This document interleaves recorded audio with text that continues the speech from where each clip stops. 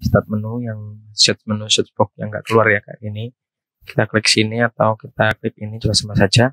Kemudian kita masukkan misalnya aplikasi yang ada di komputer tapi dia nggak nampak atau nggak muncul.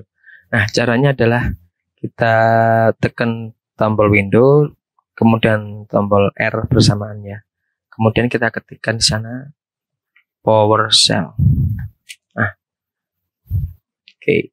Setelah itu kita masukkan perintah ini. Ya, ini di copy aja. Ini ada di description ya. Copy saja di sana.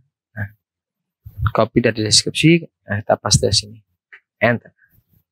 Oke, kita tunggu prosesnya ya. Nah, udah selesai. Kita coba sekarang. Ya, berhasil sudah. Mudah banget kan?